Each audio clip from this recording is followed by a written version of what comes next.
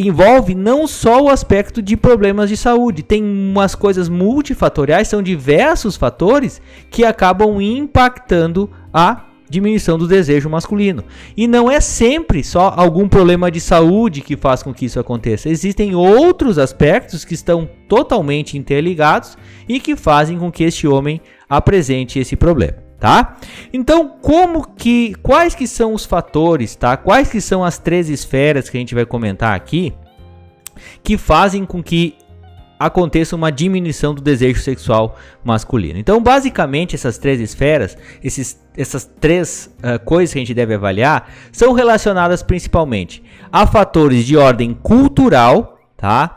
Então, por exemplo, a religião que o paciente tem, o meio social que ele está inserido, às vezes alguma imposição do próprio casamento. Esses aspectos culturais podem fazer com que exista uma diminuição do desejo masculino. Então, certas religiões que essa questão sexual é muito reprimida, que essa questão sexual é pouco falada, eles podem se ressentir desse problema. Então, certos acordos que são realizados no casamento, por exemplo, se tem religiões que às vezes a relação sexual acaba não sendo tão aceita, isso também pode acabar acontecendo. A educação religiosa que cada um dos parceiros teve também é um aspecto cultural muito importante que pode impactar a parte do desejo sexual masculino.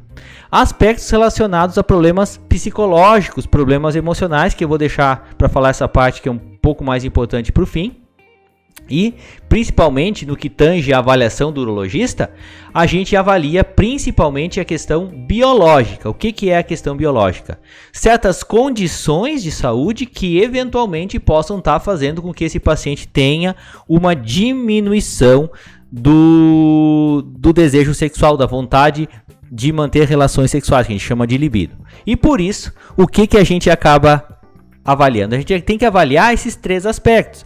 Então, pro urologista, avaliar um aspecto cultural é uma coisa difícil de você mensurar, porque você não sabe qual foi a educação que o paciente teve. E, né, às vezes até mesmo o aspecto psicológico, tá? Que a gente vai comentar um pouco ali. É difícil de você avaliar, você não tem o treinamento apropriado para extrair certas informações desse paciente. Então, o que a gente acaba fazendo? A gente acaba avaliando mesmo a questão biológica, certas doenças que possam estar impactando a qualidade desse desejo sexual, tá? E o que a gente avalia nessa hora? Então, a primeira coisa que a gente sempre comenta, se o paciente, quando você vai conversando com ele, se existem certos fatores de risco que possam ser os responsáveis por esse problema estar acontecendo. Então, o que são fatores de risco? São determinadas coisas, características ou doenças que esse paciente tenha, que podem fazer com que ele desenvolva esse problema desse desejo, dessa baixa do desejo sexual. Então, o primeiro fator que a gente sempre considera é a idade do paciente. Então, pacientes na faixa etária dos 60 aos 69 anos e dos 70 aos 80 anos de idade, sabidamente tem uma diminuição desse desejo sexual, seja por problemas crônicos de saúde, seja por uma diminuição de certos hormônios. A gente sabe que isso é um fator de risco para que esse homem desenvolva esses problemas de diminuição do desejo sexual. Outra coisa que a gente avalia também, tá, é ter uma saúde fraca, uma saúde pobre, vamos dizer assim. Então, se ele toma muitos remédios, toma remédio para o pulmão, toma remédio para o coração, toma remédio para prevenção de problemas nos rins, quanto mais pobre for a saúde do paciente, quanto mais debilitada for essa sua saúde, maior também é a chance dele ter um desejo sexual mais diminuído, tá? Outra coisa que a gente avalia também é a questão de estar passando por um divórcio há menos de 3 anos, tá? E isso é uma coisa também que às vezes a gente avalia, porque às vezes o cara acaba se separando da mulher.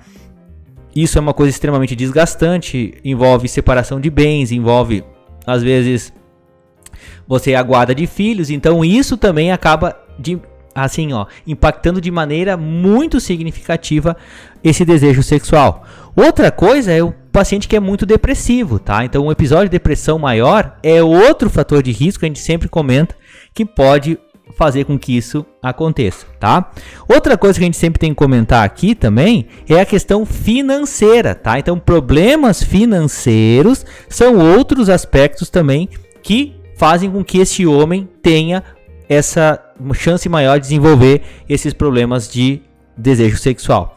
E por outro lado, tá? Certos fatores que são fatores que protegem para que isso não aconteça. Então, homens que se masturbam frequentemente costumam ter um desejo sexual aumentado. A presença de filhos, por exemplo, ter 2 filhos, que é o que comento aqui dos fatores de risco, dos fatores protetores, é outra coisa que ajuda, tá? E pelo menos a manutenção de mais que uma relação sexual por semana é outro fator que protege para que esse homem mantenha sempre o seu desejo sexual elevado. Então, são informações bastante interessantes, tá? Que fazem-nos a gente procurar esse tipo de fator de risco. E eu não quis de falar de outra coisa bem importante também. Outro fator de risco é o fato do paciente ser tabagista. O paciente fumar também é outro fator de risco que faz com que esse homem venha a ter uma diminuição do desejo sexual.